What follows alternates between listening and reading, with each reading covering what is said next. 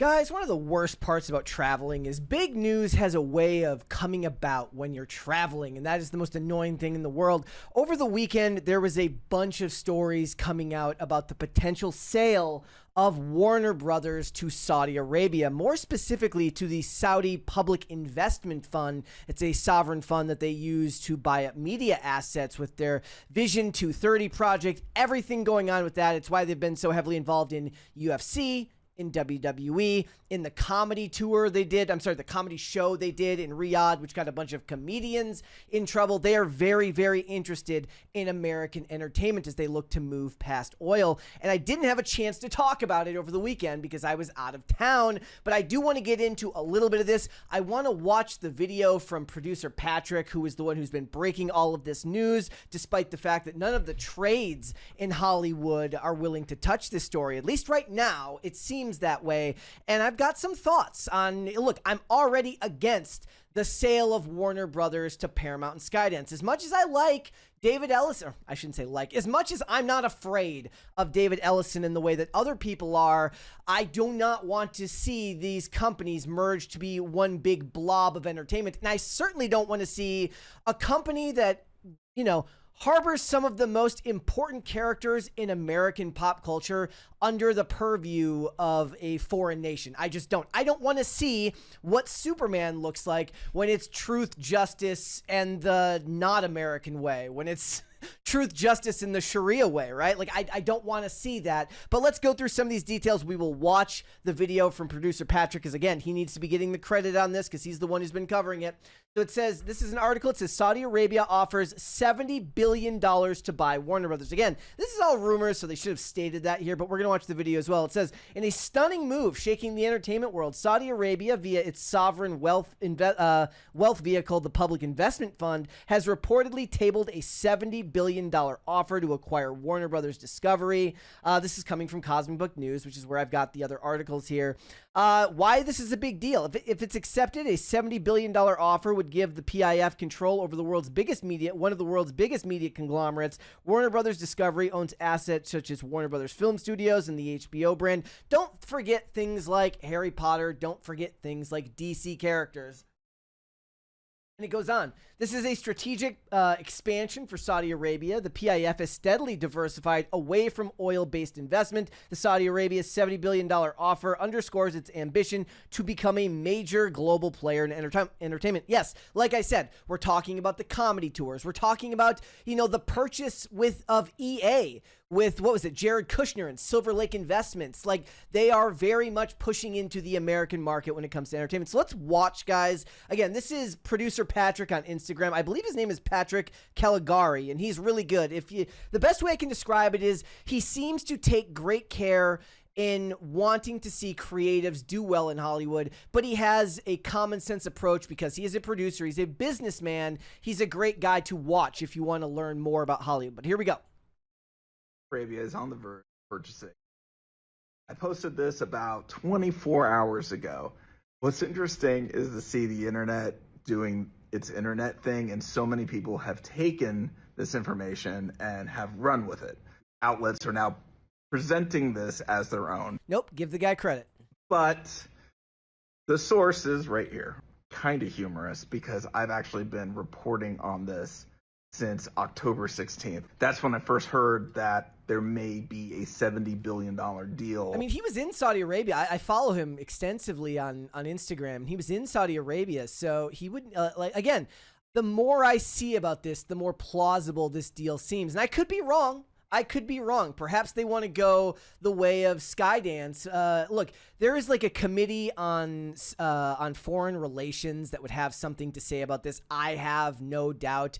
And even like Elizabeth Warren, which I do have here, we'll get into later. She got into it because she wants to stop Skydance.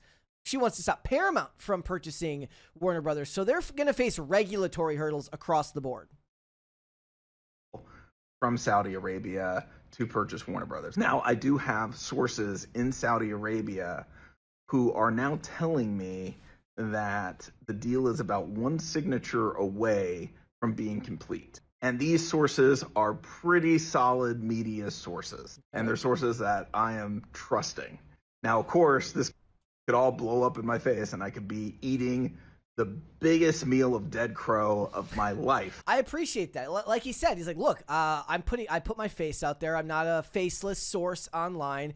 He puts his reputation on the line a little bit by talking about this, saying that it's as close to being done as it is. And if it falls through, say it was one signature short, and it fell through, that hurts him because it's not always going to be provable that it was as close as it was, that his sources were as good as they were. So he's putting himself out there on this. If it's wrong. But I am trusting my gut right now. I'm trusting my sources. So I am going all in on this is what's happening. The one information I don't have is whether Comcast is also involved with this deal, whether Comcast would be picking up some of the additional elements of Warner Brothers like HBO Max. That's still the mystery right now. But from what I understand, Paramount has... I mean, let's face it. Comcast, which is like Universal, which, you know, in a turn ends up being Peacock, right? Like, they could use the HBO library. I don't want to see that happen, but let's face it. Made multiple bids at about $60 billion. And you're telling me, okay, so Warner Brothers, they're saying Paramount has made like $60 billion bids. You're telling me that David Ellison can't go to Larry Ellison and be like, Dad, can you find an extra 15 billion under the couch cushions to sweeten the deal so we don't have to see this company go to Saudi Arabia? Saudi fund is estimated to be $1 trillion. And as a person who was in Saudi Arabia just 3 weeks ago, you've seen the evidence now showing that this country is going all in on media. Yes. So like I said before, they are all in. One of the things that's going on here, which I will touch a little bit at the end of this video, is one of the things that Cosmic Book News is positing is that this could be the return of the Snyderverse, because Zack Snyder is currently, let me see if I can pull this picture up right now. Here's Zack Snyder with Turki El Sheikh, who's a big part of the Saudi family. He's part of their media empire over there. He's a very big person. And the issue here is that he's taking a picture with Zack Snyder, and they're wondering what's this about. And this guy's heavily involved with WWE as well. But the reason Zack Snyder is with him is because he is going to be making a movie called Brawler. He's producing a movie called Brawler in tandem with UFC, which is in tandem with Saudi Arabia, because they're all connected through Endeavor and TKO, which is Ari Emanuel. So let's get back to producer Patrick here. They bought EA Sports. It's on LIV Golf. Now, of course, what's really interesting is so far, none of the traditional Hollywood news outlets have reported on any of this. They've been circling the Paramount story with the Ellison family trying to purchase Warner Brothers. They've been reporting on Netflix trying to get their name in the game. But from what I understand, the deal is almost done. And David Zaslav did mention that by December, they will announce who is going to be the owner. So right now, everything is tracking on point on the timeline, and we will see who the owner is that's going to emerge.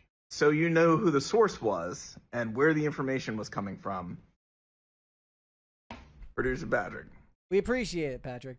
So yeah, Cosmic Book News has been getting into this heavily because they really want to, the guys over there, they want to see the Snyderverse come back, which is, why we got into Turki El Sheikh. I don't know how to pronounce his. It's El Sheikh. I apologize if I'm pronouncing that wrong. But one of the things they're talking about is they want to bring back the Snyderverse, and that's something that they're very interested in. They've got this article. It says Zack Snyder, Christopher Nolan, and the Saudis set to bring back the Snyderverse. That's listed as exclusive. And this one, they're talking about why the Saudi Arabian deal why they want it to begin with. And they talk about how Zack Snyder could come back with the Snyderverse. And I don't know if I necessarily buy that, but it is 110% true that Zack Snyder has been posting increasing images of DC, of his time at DC, images of Batman, images of Deathstroke, images of all of these characters. And then you think about what they've done. They've invested, what Saudi Arabia has done. They've invested in EA.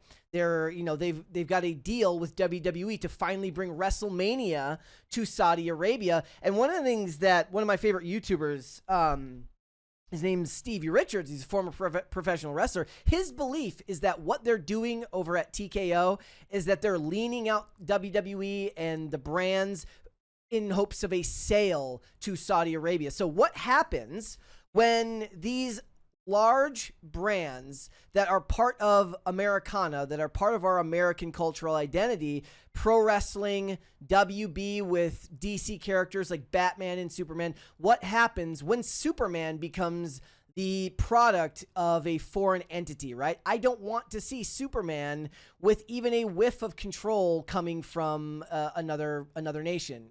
And let's be honest, entertainment in general now is very globalized. Very little of what we see is made for American audiences anyways. When you see a movie get made, they're usually trying to appeal to overseas audiences even more than American audiences, because the box office there is oftentimes bigger, though oddly enough less lucrative, because they keep less of that split with the theaters. But there was a whole period of time in movies, you know, when China was heavily invested in American films, and you saw like films like Moonfall from Roland Emmerich when it got made, and they had the Chinese nanny, right? And you're like, okay, that was very clearly a note from from like Tencent, from their foreign investments, because they wanted to see that made in the films. And most Americans, I believe, do not want to see foreign investment used to change their characters into something they're not. There's already concerns over the fact that, for instance, and I've mentioned this before, when the women in WWE go over to Saudi Arabia, first of all, WWE gives them the choice. If you don't want to, you don't have to. But if you do, you have to dress in accordance with the standards that they have set in their nation. That is their right. And if you want the paycheck, you will have to abide. What happens if Saudi Arabia buys WWE whole hog, right? Are those women going to be given the same choice? No, they're going to be told, do this or you're fired. And what happens? Look, say they brought the Snyderverse back, which again, I'm not 110% sure I believe that is what will happen. And if it does, I don't think it will look anything like, it'll end up being word games, right? It won't look what it looked like when it was initially a thing in the early, in the mid 2010s, 2015, 2016. You've already got Jason Momoa as Lobo. Ben Affleck is aging now, and, maybe you can get him to do one more Batman movie. Maybe you can't, if you give Zack Snyder the reins of that and they get to make a Dark Knight Returns. But Henry Cavill might come back. But are they going to bring back Gal Gadot as Wonder Woman? No, I don't believe so, given that Gal Gadot is Jewish. I don't think that's something that they would be interested in doing so. So, look, I don't want to see these countries. Look, that's on top of the fact that plenty of creatives in the industry that are on Twitter are talking about human rights violations, the treatment of women, somebody like Jamal Khashoggi, what happened to him, what happens to dissenters who speak out against the royal family out there. It's a whole thing, and it feels in a lot of ways like it's American companies selling their soul. And the funny thing is, they are still focused in the U.S. government on the Paramount side of things. Like producer Patrick was saying, Elizabeth Warren put this out the other day. It says, if Paramount Skydance merges with Warner Brothers, one giant media conglomerate would control HBO, CNN, CBS News, Showtime, TBS, Comedy Central, TNT, Paramount Plus, TLC, HGTV, and the list goes on and on and on.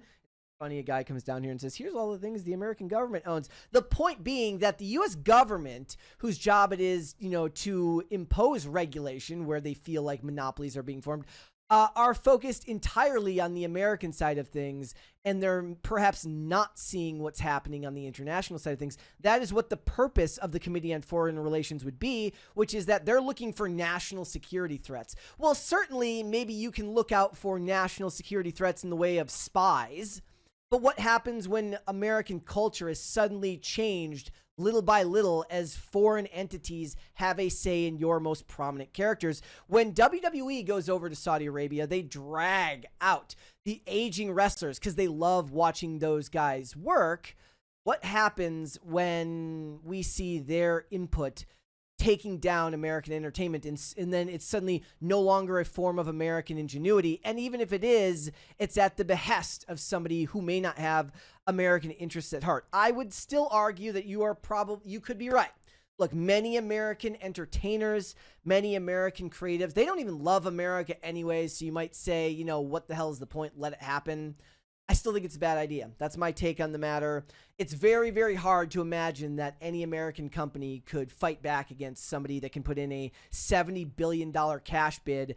And when, it's what Ricky Gervais was saying in his last speech before he went off of award shows as a host, when he said, if ISIS had a streaming service, you'd call your agent and you'd have your agent call them and see if they were hiring. It feels like that's the way it goes. The almighty dollar wins in the end. Will the Snyderverse come back? I don't know. Certainly Zack Snyder's connection to, the royal family through, what we were talking about earlier, and everything else is interesting, but I don't know if that necessarily means the Snyderverse would come back. I would have to eat crow as well if that was true, because I said, no way this is happening. But if it does, it does.